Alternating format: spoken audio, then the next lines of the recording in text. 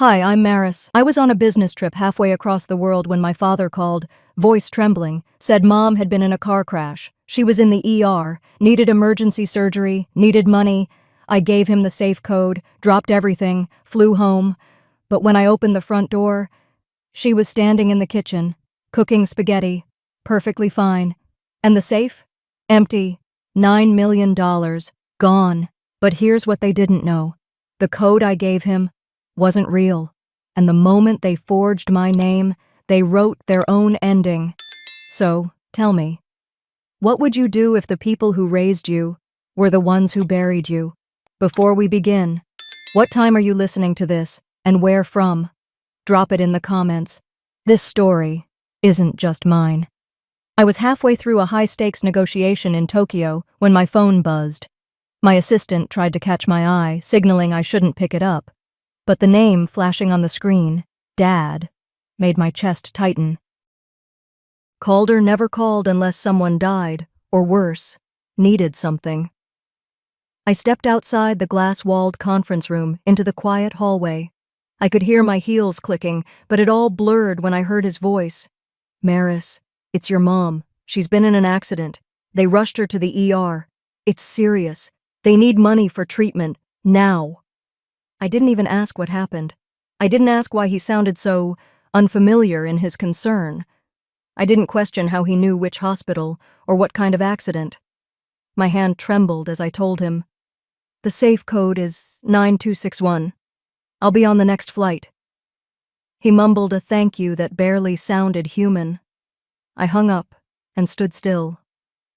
Just for a moment. Just long enough to feel the dread crawl under my skin. Then I walked back in, apologized to the stunned boardroom in perfect Japanese, and left behind a deal I'd spent 2 years stitching together. I didn't care. I had to get home. 15 hours, 1 airport hotel nap, and 3 emails from my legal team later, I stood in the driveway of my family's house in Los Angeles. The house hadn't changed.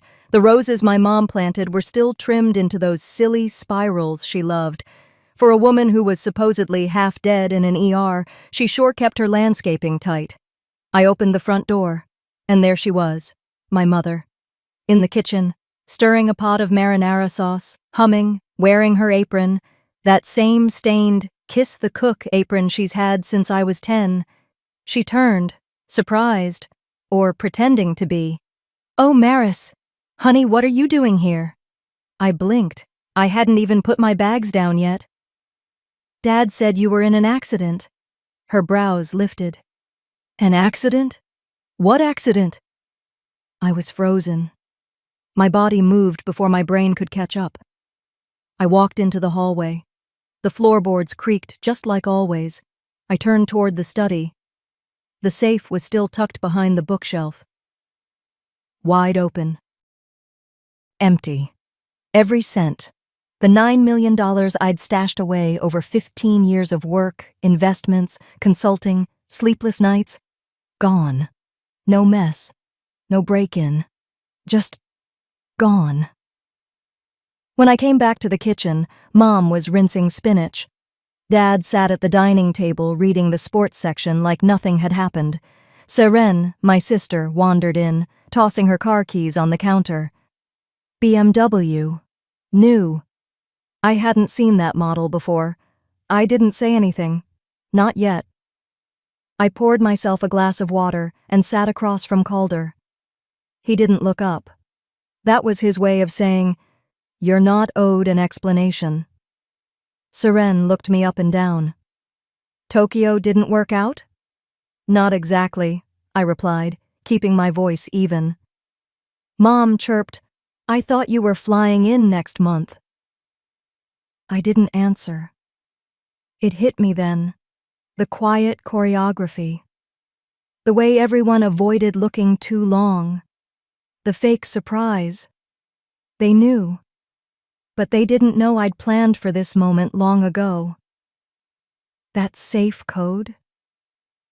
It wasn't the real one. It was a secondary code I set up after the last time. I learned. And this time, I left them thinking they won. That night, I unpacked my bag in my childhood room. Tucked between two blouses was a white cloth napkin folded into a swan. My mother must have slipped it in while packing me lunch last visit. "For luck," she said back then. I sat on the edge of the bed staring at it. Did she know? Was she in on it? Or just playing along like she always had? I couldn't tell anymore. The next morning over coffee, I looked her straight in the eyes. "Mom, were you really in the hospital last Tuesday?" Her spoon paused mid-stir. Just for a beat. Her smile twitched. "You're imagining things again, honey." And that was when I knew. She lied. To my face. Like it was nothing. She lied to my face. And in that moment I knew. I wasn't the daughter. I was the outsider. So I did what I've always done when the truth hurts more than I can show. I went quiet. The sun hadn't fully risen yet. Fog hung low in the backyard like the world was holding its breath. I stood in the hallway outside the kitchen, staring at the soft reflection of myself in the hallway mirror. I didn't recognize that woman. Her jaw clenched too tight. Her eyes held a storm. But I smiled anyway and stepped into the kitchen like nothing had cracked. Mom offered me scrambled eggs, humming to herself like she hadn't just erased 20 years of trust with a lie. Saren was already at the table, flipping through her phone, looking bored. She had that new car smell smugness, that glow people wear when they've just done something shady and think they got away with it. "I forgot how early you wake up," she said, sipping her orange juice without looking at me. "I didn't sleep much," I said. Which was true. I spent most of the night staring at the ceiling, wondering how long I'd been the family's safety net without realizing it. Dad came in a few minutes later, grunting some version of good morning. He sat down with the newspaper like this was any other Tuesday, like he hadn't used a fake emergency to drain the safe of every cent I'd built. Mom asked if I wanted toast. I said sure. She placed it in front of me like she was proud of something. We all smiled too much that morning. Tight-lipped, polite, distant smiles. It was almost peaceful, until my phone buzzed in my lap. "Wire transfer complete." I didn't move, just blinked at the screen. I hadn't approved anything. I slid the phone under the table and checked the account. $150,000 gone. Sent to a name I didn't recognize, just a string of letters and numbers and a bank I'd never used. "Everything okay?" Serene asked. Her tone was sweet, but her eyes were sharp. I smiled back. "Just work," she laughed. "You still do that?" I didn't answer. I looked down at my plate, untouched. That's when I heard it. Her voice, floating through the hallway as she stepped outside to take a call. No, listen, I told you it had to be early. Yeah, the title's not under my name, obviously. Just shut up and enjoy the car, okay?" A pause. "Relax. She won't do anything. She never does." That was it. The words didn't even sting. They landed like facts. Seren never thought I'd fight back. And maybe that's on me. Maybe I'd spent too many years trying to keep the peace. Maybe I made it too easy for them to see me as the reliable one. The silent bank account. The daughter who'd always show up but never speak up. I went upstairs, sat at the desk in my old bedroom and pulled out my legal pad, the same one I used for high-stakes cases, but this time the stakes were me. I wrote their names. Calder, Seren, and now, possibly Mom. I made 2 columns. Actions. Motives. It wasn't spontaneous. It wasn't messy. It was orchestrated. And they counted on me being too stunned to react. That's when I remembered the security system. I logged into the admin panel from my tablet. It was still synced to the house. The logs showed that the system had been disabled at exactly 3:12 p.m. on the day of the accident. Accessed manually. By fingerprint. Calder's. I stared at the screen so long, my vision blurred. Then I printed it. I added it to my growing folder. It wasn't enough to be angry. I needed to be prepared. That afternoon, I stepped out for air. Just needed to breathe. As I reached into my purse for sunglasses, my fingers brushed against soft linen. The swan napkin. Still folded. Still white. Still pretending to mean something. It had felt sweet before. Now it felt placed. Planted. Had it always been part of the script? I didn't cry. I didn't curse. But as I walked back inside, I passed a photo frame in the hallway. Seren's graduation. Everyone was there. Mom, Dad, Aunt Linda, even our old dog. I wasn't in it, not even in the background. I opened the study, knelt in front of the safe, and entered my real code, the one only I knew, just to see if they'd changed it. They hadn't, because they thought I was done checking. Then I opened the internal logs. Last biometric access. Maris Layla, 6 days ago. But right below it, access at 3:14 p.m. Thumbprint. Amelia Layla. My mother. The one who said she hadn't stepped inside that room in years. So if she was never in that room, why did the system register her fingerprint at 3:14 p.m.? I sat there, motionless, staring at the log like it might change if I blinked enough. The cursor blinked back at me, steady and cruel. I didn't move, didn't speak. My breath was shallow, caught somewhere between anger and disbelief.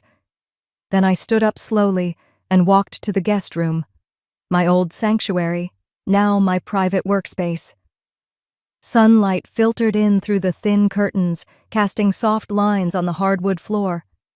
It smelled faintly of lavender and printer ink. I closed the door behind me, locked it. I needed answers, and I wasn't going to ask for them anymore. I'd find them. The fingerprint log was still open on my tablet, and I scrolled to the security feed history. Someone had deleted footage from the hallway camera outside this room. Not the whole day. Just a 20-minute window, right before the supposed accident, right before Calder's phone call. I launched my recovery software. A few fragments loaded, most of it was corrupt, but 2 short clips played without issue. The first one, Calder walking down the hallway toward my office, alone. The second one, something shifted. Same hallway. 2 figures. Calder was there. But behind him, half a step, mostly in shadow, a woman. Slim frame. Hair pulled back. Careful. She didn't speak, didn't rush, just followed. It wasn't Seren, and it damn sure wasn't the housekeeper. It was my mother. I paused the footage, zoomed in. It wasn't the clearest shot, but I'd know that frame anywhere. The slight limp in her left foot. The way she always clutched the hem of her cardigan like she didn't trust the sleeves. I stared at her face frozen on the screen. You were in that hallway, Mom, and you lied. But how? How had she pressed her thumb to the scanner? Her joints were stiff, barely able to open a pill bottle. Unless, no, someone helped her. Or worse, someone lifted her print. Off a teacup, a glass, something she touched often. I rubbed my temples. My jaw was aching from clenching too long. Then I opened the drawer beneath my desk, the one I kept locked. My backup documents, business filings, old client contracts, all there. But something was off. Things weren't stacked like I left them. I reached for the green folder labeled FAME-POA Estate. Gone. That folder held my signed power of attorney documents, my legal claim over certain family assets. It wasn't just about the money. It was the paper trail I'd kept quiet for years, the one that ensured nobody could touch what I'd built without me knowing. Only 3 people knew that folder existed, let alone where I kept it, and all 3 of them were under this roof. I opened the top right drawer where I hid my backup key. Still there. Which meant someone didn't need to break in. They already had access. I sat back, breath short. This wasn't sloppy. This was calculated. And the part that broke me wasn't the breach of trust. It was how casually they moved through it. Like I was a stepping stone. I needed to look her in the eye. So I went to her room, knocked once, then stepped inside. She was sitting in her recliner, knitting something, blue, maybe a scarf. The TV was on mute. "Oh, honey," she said, surprised but calm. "Need something?" "I thought we'd talk," I replied. My voice was even, practiced. "Of course." She smiled and reached for the kettle on her side table. "I just made tea. Want some?" I watched her hands, delicate, a little swollen. Her fingers trembled slightly as she poured. She couldn't press a scanner without help. She handed me a cup. Chamomile. "You know," she said softly, "this family, we've always stuck together, no matter what." I didn't answer. I just looked around her room. Everything was neatly arranged. Books, photos, a few knickknacks. Then I saw it, on the vanity. A file folder. Green, my initials on the spine. She saw me notice. "Oh," she said lightly, "I borrowed that. Didn't think you'd mind. Just wanted to see what you've been working on." I smiled tightly. "Sure." I left the room without another word. Back in my office, I shut the door behind me and took a breath. My hands were trembling, but not from fear. Not anymore. I crossed to the bookshelf and reached for the old law book with the red spine. Civil Code, 1989 edition. Pulled it forward, revealing the second safe. Smaller. Built into the wall. It wasn't latched. I paused. Slowly opened the door. Inside, everything looked untouched. Until I saw the empty slot where the estate file used to sit. That file wasn't just legal paperwork. It was the one thing they should have never seen. The moment I saw the gap in the second safe, I knew what was missing. I didn't need to triple check. My hands hovered over the edge of the shelf, but I didn't reach in. I'd spent years preparing that document, longer still protecting it, and now it was gone. Golden light filtered in through the slats of the blinds, streaking across the floor like prison bars. Outside, the neighborhood was still. I could hear kids laughing down the block and the occasional buzz of a lawn trimmer, but inside it felt like time had slowed, like the walls were listening. I walked slowly to my desk and sat down.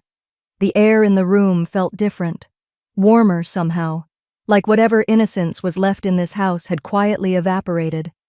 I opened my laptop, typed in the passcode.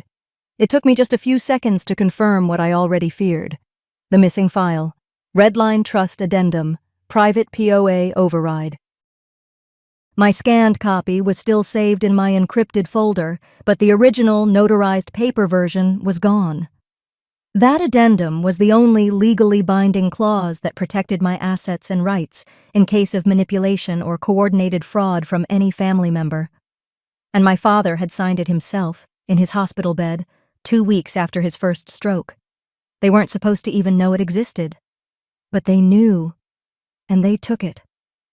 I leaned back in my chair, staring at the blinking cursor.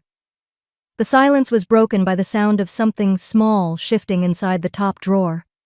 I pulled it open. My smart pen. I'd forgotten it was there. When I lifted it, a tiny red light blinked to life. A voice filled the room, low and close, like someone whispering too close to a closed door. "She'll never forgive us, Calder." It was my mother. Then Calder's voice, flat. "She'll never find out, unless she checks that damn document." My grip tightened around the pen. They'd sat in this room, in my chair, whispering like it was just another errand to steal from me, as if betrayal were as routine as grocery shopping. I rewound it, played it again. Not a single word of hesitation. No fear, just quiet, calculated intent. They knew exactly what they were doing. I sat there in the growing dusk, the sound of their voices lingering. Then I remembered the alert from this morning. My inbox had a flagged message from my lawyer, sent at 6:03 a.m. while I was still on the plane back from Tokyo. Subject line: Did you authorize release of DocX override file? No, I didn't. And that meant the clause I'd hidden in that document had worked. If anyone accessed the safe without my consent and removed it, it would trigger a silent alert, one that wouldn't show up on any household device. I pulled up our secure communication app. My lawyer had already begun preparing a freeze order. They didn't know that. They thought they'd won. But the thing is, when you spend most of your life being underestimated, people forget that silence is a strategy. I stared at the ceiling, listening to the ticking of the wall clock. 1 second after another. Then I closed my eyes and thought back to a Thanksgiving 6 years ago. I'd flown in early, cooked the entire meal myself. Turkey, stuffing, everything from scratch. I set the table, poured the wine. That night, my father stood up with a glass raised high and toasted to my sister Seren. The backbone of this family, he'd said. My mother had leaned in and kissed his temple. They never even mentioned my name. Just a nod. That's all I got. Back then, I brushed it off. Tonight, it hit differently. I was never one of them. I was their safety net, the backup plan, the one they only called when they needed a cleanup. And now I was cleaning up again. I glanced at the bookshelf. The law books that covered the safe. One of them was upside down. It was a small detail, subtle, but it was something Dad used to do during tax season. He'd mark which binder had something hidden in it by placing it upside down. He taught me that. Now they were using it against me. I stood up and paced the room. This wasn't about the 9 million. Not really. I'd made that back before. I'd make it again. What cut deep wasn't the money. It was realizing love here always had terms and conditions. I opened the drawer again. The swan napkin was back, folded neatly. I hadn't returned it there. Last I saw it, it was in my mother's room. And before that, it was in my bag, tucked there by her before my trip, like a decoy. I unfolded it slowly, then refolded it tighter, smaller, till it was no bigger than a coin. My laptop screen had gone dark. I tapped it awake, opened a new email, typed 3 words, subject, execute plan C, send. The email was sent. I watched the screen for a moment longer, half hoping someone on the other side of that message would pick up on the silent alarm I'd just sounded. But silence. That's all there was. I closed the laptop slowly, letting the weight of the day settle into my bones. The sky outside had turned dark, the last bits of golden light disappearing behind the blinds. I moved to the kitchen, one hand on the counter, the other still curled from where it had gripped the edge of the desk too long. The condo was quiet, too quiet, but that was exactly how I needed it. By the time I had the roast in the oven and the table set for 4, I'd gone over everything I needed to say, and everything I wouldn't. I invited them under the pretense of peace. But what I really wanted was the truth. Not the version wrapped in smiles and platitudes. The truth that hides behind flickering eyes and a second too long before answering. They arrived on time. Of course they did. Calder first, always early, always acting like he had nothing to prove. Then Dad and Mom together. She clutched his arm like they were some inseparable team, like I hadn't seen the footage, like I didn't know. "Smells amazing in here," Dad said, stepping in. I smiled, just like old times. He nodded, and for a second, I thought he believed it. The table was set with care, napkins folded into swans. Their favorites, beef tenderloin, asparagus with garlic butter, warm bread. I poured the wine slowly, making eye contact with each of them. They all smiled back. Small talk filled the first 20 minutes. The weather. The traffic. Calder's new property investment out in Pasadena. My mother complimented the bread. Said it tasted like the ones from that French bakery we used to visit after church. All of it. Polite. Polished. Fake. Then I said it. Remember that time when we were kids and I found the code to the safe scribbled on the back of a grocery list? Calder froze, fork halfway to his mouth. My father gave a dry chuckle. That old thing. You had a knack for finding things. I smiled at him, but only with my lips. Yeah. I remember thinking back then, some things weren't meant to be found, but maybe some things were left out in the open for a reason. My mother didn't say a word, just sipped her wine, and kept sipping. I cut into my meat and let the silence stretch. Then Calder, ever the fixer, cleared his throat. So, Maris, what's been keeping you busy these days? Business trip went well? I nodded, calmly. Productive. And I had a meeting with my lawyer this morning. All three of them looked up. Just routine, I continued. We went over a few triggers in the estate protections, in case anything unusual were to happen. I turned toward my mother. She dropped her fork. It hit the plate so hard it echoed. She scrambled to pick it up, mumbling something about Butterfingers, but I saw her face. I saw everything. That tiny fracture of composure. That's what I'd come for.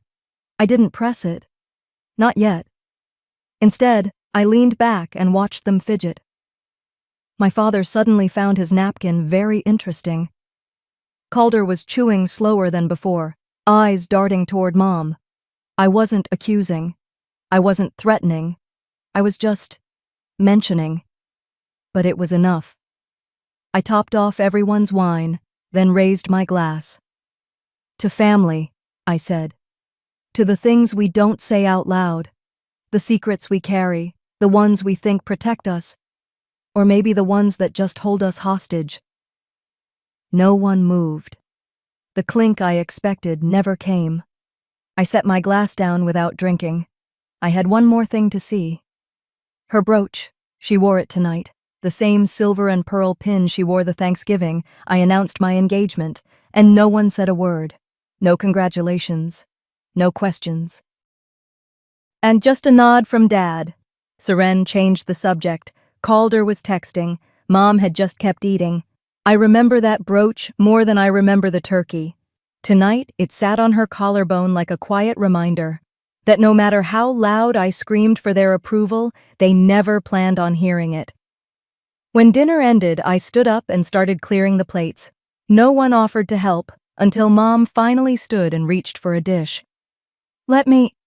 I cut her off. Don't worry, Mom. I looked right at her. Not angry, not raised voice. Just done. You've done enough.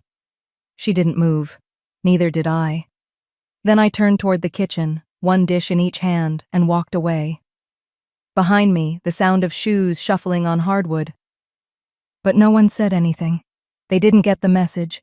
So next time, I'd say it louder. 2 mornings passed. Long, quiet, deliberate mornings. I gave them space. Gave them the benefit of the doubt.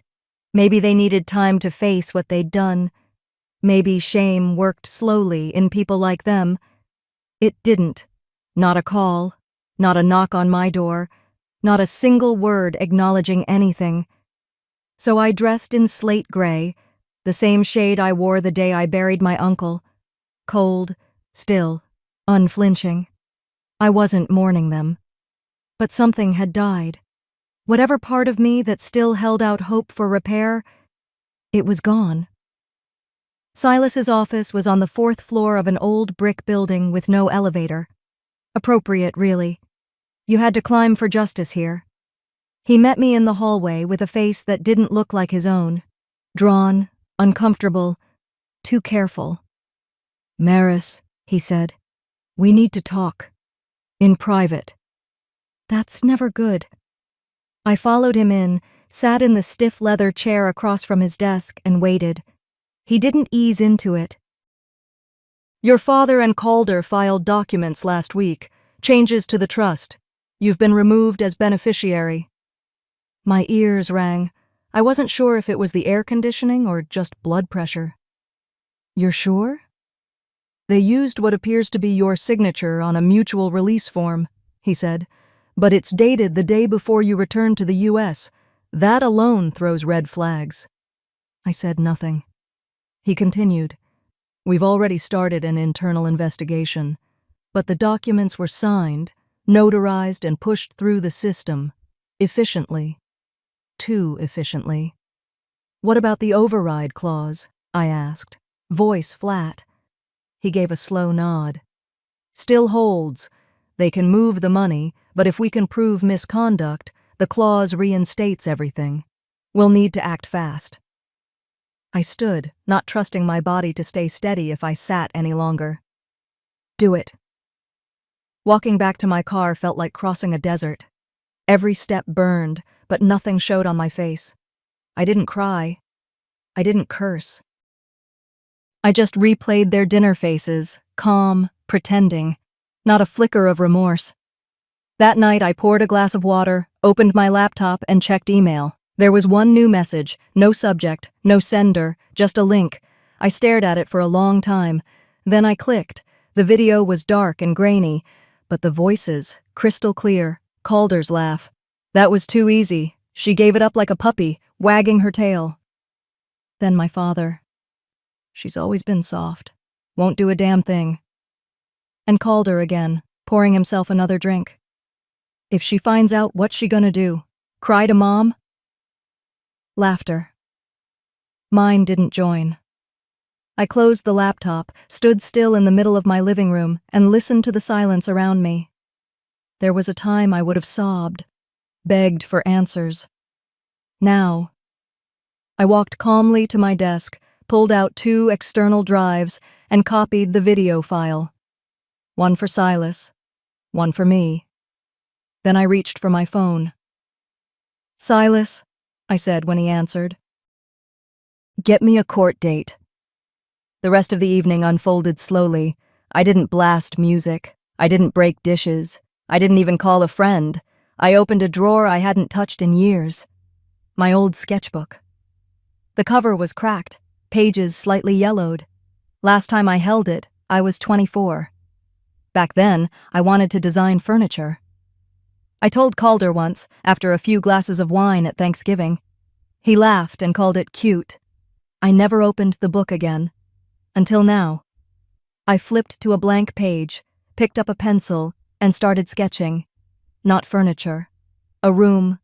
3 chairs. Only one occupied. Mine. Courtroom lighting. Long shadows. I didn't draw my family. They weren't the focus anymore. I was. That's when it really hit me.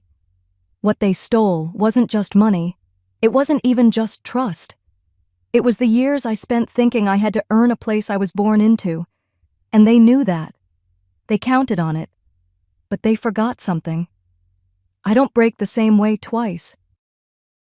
They thought they'd erased me, but I wasn't done. They'd signed the papers. Now, I'd write the ending. A week later, I walked into the courthouse without shaking. The sky outside was overcast, but inside me, it was sharp, clear, like ice water running through my veins. No more pleading, no more waiting for decency to show up in people who'd long since traded it for comfort and control. Silas met me at the bottom of the courthouse steps. His face didn't need to say anything. I already knew we were walking into a storm, but I wasn't afraid of lightning anymore. Courtrooms have a strange quiet, not peaceful, just contained, like everyone's pretending not to watch a fire slowly building in the middle of the room. My parents were already seated. Saren sat between them, lips pressed thin, arms folded. Calder stood near their lawyer, tapping his foot like he was waiting for a haircut, not a reckoning. He glanced my way, smirked. I didn't give him the satisfaction of looking back. We took our seats. The judge, a woman in her late 50s, steel gray suit, no-nonsense tone, called the session to order. Silas stood first, calm, focused. He presented the timeline, my international travel, the fraudulent signature filed during my absence, the override clause they hoped no one would check. His voice didn't waver. Every point struck the air like a nail hitting wood. I watched my father shift in his seat. Not much, just enough to know it was landing. Then Calder stood. His lawyer slid a stack of papers toward the judge with the confidence of someone tossing down a royal flush. "This is an email thread," the attorney began, showing Ms. Layla's written consent to gift the funds to her family, stating she wanted to make amends for past emotional damages. Silas frowned. The judge leaned forward. "Ms. Layla, did you write these emails?" I looked down at the pages in front of me. The font matched mine, the phrasing, almost believable, but I never wrote them. "I did not," I said plainly. My voice didn't rise, my chest didn't tighten. I just stared directly at Calder, who gave the smallest shrug, like he'd expected this, like it was already handled. The judge nodded. "We'll examine metadata. Continue." And that was it. That's how fast years of fighting for a place in this family could be erased, with a printed lie and a crooked smile. I stood. "I'd like to step outside." No one stopped me. The hallway outside was colder than I remembered. I made my way down the marble stairs, out the heavy front doors, and walked 4 blocks before I knew where I was going. Same coffee shop I went to years ago, after Calder told me I'd never be taken seriously if I cried at the table. Back then, I did. Sat in the corner, tears rolling into a latte, wondering what it would take to feel like I mattered. This time. I ordered a black coffee, sat by the window, and stared at the world like it owed me nothing. But I owed myself everything. At the next table, a young woman was sketching.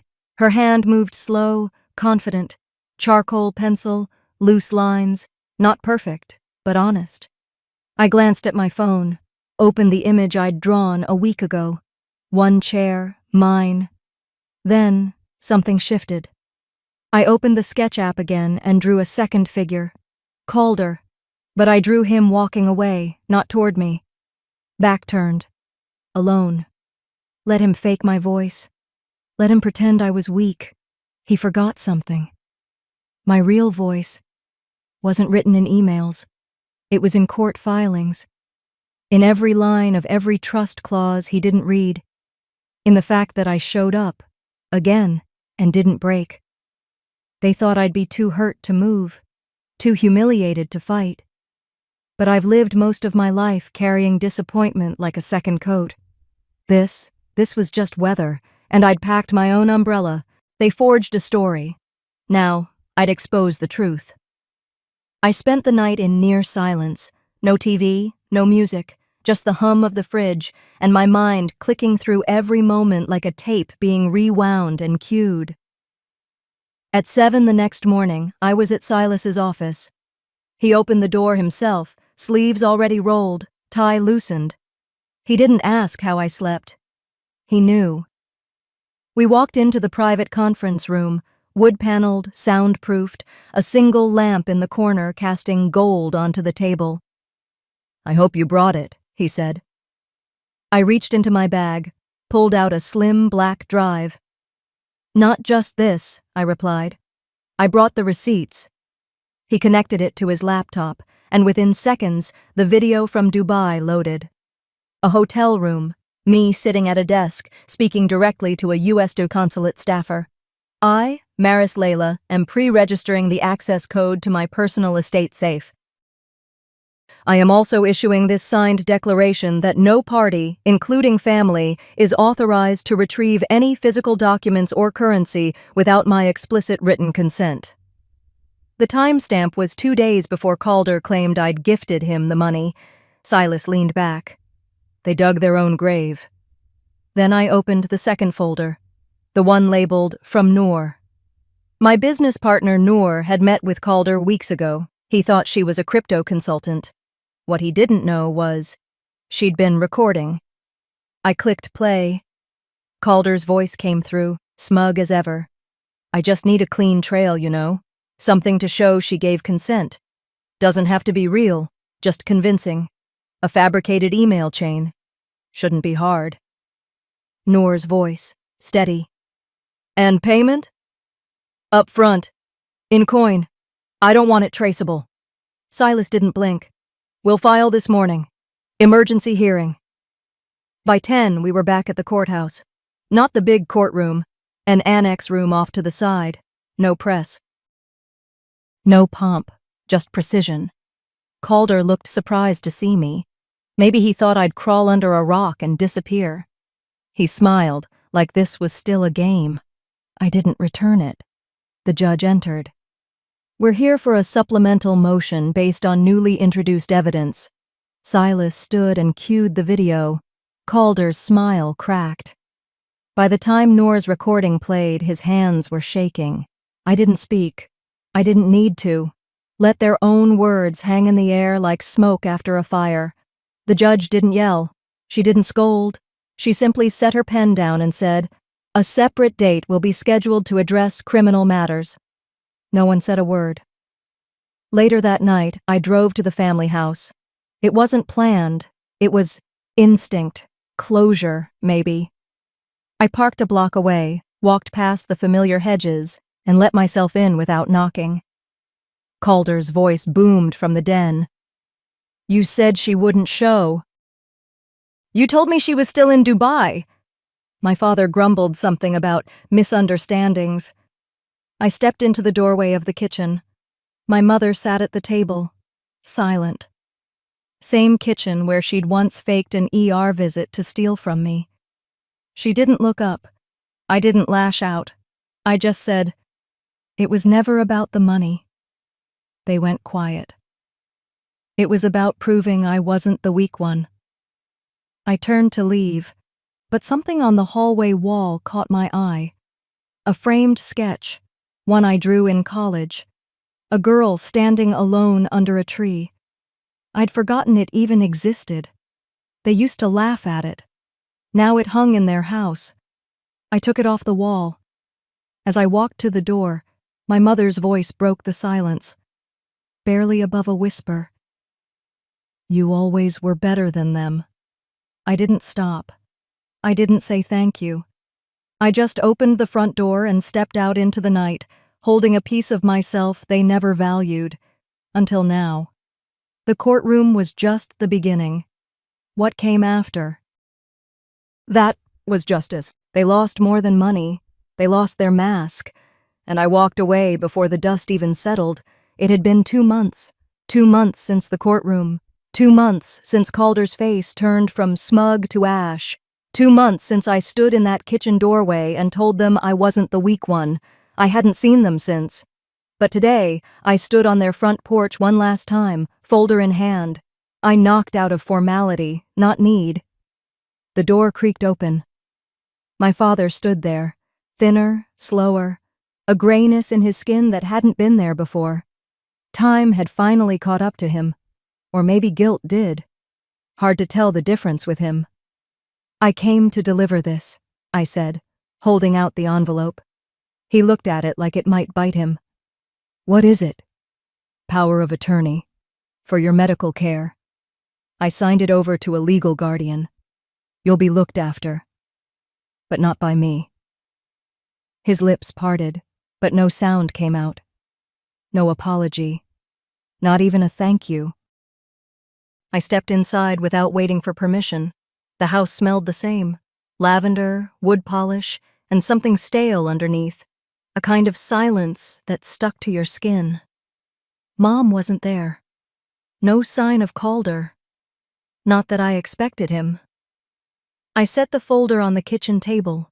Same table where they once laughed about my dreams, where they plotted behind my back, where Mom once pretended to be dying. "I won't be back," I said flatly. "But I won't keep you from getting care." He didn't argue. He just sat down, like all the fight had leaked out of him. As I turned to go, something stopped me. A drawer near the fridge was half open. Something inside caught the light. I pulled it open. Inside was a small Ziploc bag, neatly sealed. Inside it, a crumpled napkin, flattened carefully now, folded into a leaf. My leaf. The one I made in second grade that he crushed in his hand and threw away because I was wasting time. He'd kept it all these years. Or maybe not all these years. Maybe just recently. Maybe guilt made him dig through the past. I placed it gently on the table, beside the folder. Didn't say a word. No need. Let silence say it.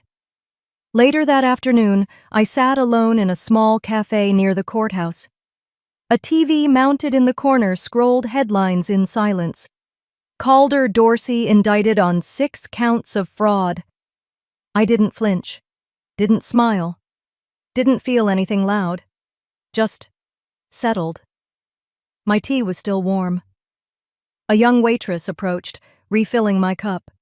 She hesitated, then leaned in.